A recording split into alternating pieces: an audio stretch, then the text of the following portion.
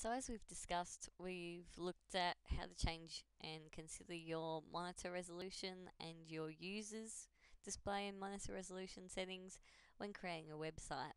So what we're going to look at now is how to create a banner for a particular website. So as you can see here, I've got one that I've sort of prepared already. So I'll just take you through what I did. So obviously, as we've talked a bit before, we can choose to look at the web presets. Now, obviously, if I'm doing a banner, I don't want it to take up the whole page, which any of these would be the whole screen size.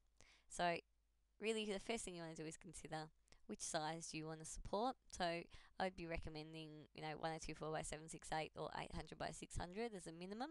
So realistically, your banner needs to be sitting on one of those, or be able to be viewed on one of those without your text and certain things getting cut off. So you don't need to necessarily support 640 by 480 anymore, and possibly not even 800 by 600, but certainly 1024 by 768. And if you're wanting to support 800 by 600, then I'll discuss that. I'll just do 1024 by 768. Now I'm going to change my width, so I'm going to make it 1,000. And as I talked a bit before in the other tube, if I'm going to have my banner take up about a fifth of my height on the page, remembering that of course any kind of web page I have is going to have that toolbar taking up some space, then I probably want it to be about 120, 150, no more than 200 pixels high, so that I've got enough space to have my content underneath. So there's a banner that I've done, about 1,000, same as this one here. So I'm just going to move on to this one. So I might as well keep working on something like this. So all I've done in this case is I've grabbed an image off the web, and I've tried to make sure that I stick to, copyright laws. So I've grabbed this one from Stock Exchange. This is a blue sky clouds photo by Yoga74. So just for the for this particular tutorial, I could also make one using images. So I've got another one that I've done here that I could use. So to show you something similar that I could do using my own graphics as well. So I created these in Illustrator. This one's been done using an image. Either way, it doesn't really matter. So all you need to do is open that in a separate file, drag it in. You can scale it up or down if you need to, if it's a photo, using Control T. If you're not sure how to use Photoshop, then this is not the place. There are a whole heap of tutorials out there that would help you with that. So I'd recommend going and seeing them. And I want to consider what kind of text I want to put up there. Text is a really important thing. So in this case, I'm going to do Big Sky Productions. I want to change my font. And you can see here that I don't have a whole range of colours.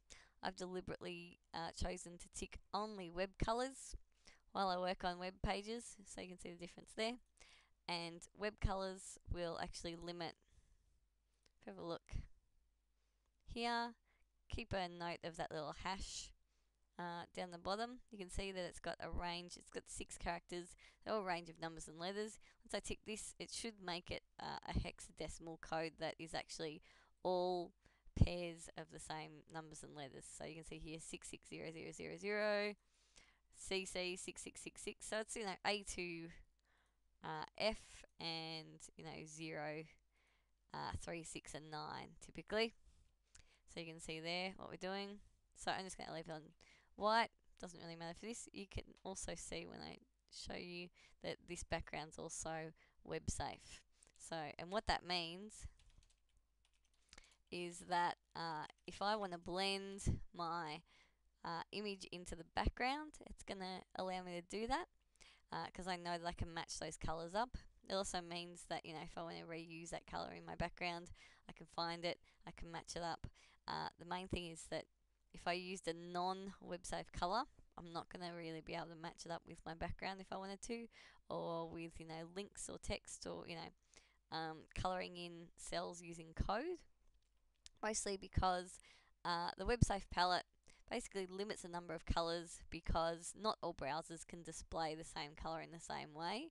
So there's only about 211 colors that will be displayed the same way between all the browsers, and that's what's your WebSafe color palette. That's what it's known as. So it means that if you're using colors that aren't part of that WebSafe color palette, you really have to be cautious because what you see on one page will probably not look the same on another page, particularly when it comes to colours. So that's why I stick to the WebSafe colour palette. Just means it's going to look the same amongst browsers, and particularly if I'm doing graphics that I want to be able to maybe match up to the background later. So that I could have this banner and then continue that colour into the background, so it's a nice neat kind of transition. Then I can do that if it's WebSafe colour. My text, I'm choosing Arial.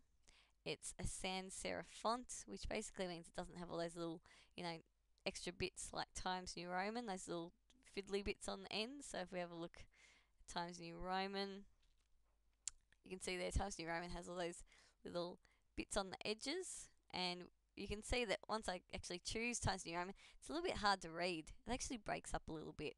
And that's the problem with serif fonts, is that they're actually not that great for the web or for video. They tend to break up a lot more because they've got real fine detail, as opposed to your sans serifs, which tend to just stay more legible. So for video, and the main reason is we've got 72 pixels per inch with our web-based images. Print is 300 pixels or 300 dots per inch, so it's got much higher resolution, which means that it can handle finer detail, whereas 72 dots per inch, we can't really handle that fine detail when we're looking at web graphics. So I've made something in Arial, sans serif font, made sure the font size is large enough to read, and I've got my anti-aliasing on. And it doesn't really matter which one of these you choose, but as long as you choose something other than none. If I choose none, you can see that if I zoom in, my text actually breaks up. It's got those little jagged edges. So all anti-aliasing does is helps to smooth out those jagged edges by blending our font color with our background color. So you can see there it's actually got like a little bit of a line where it's added some pixels to go from the white into that purple and just blend them in a bit better, and so that we don't get those jagged edges. So there's my banner. I've deliberately chosen to put my text on the left hand side, just so that if I did have someone who was on 800 by 600 resolution and this banner is 1000 wide, if it gets cut off on the right hand side, or somebody has to scroll, it's not actually cutting off my text, it's just cutting off a bit of a graphic, which isn't such a big deal.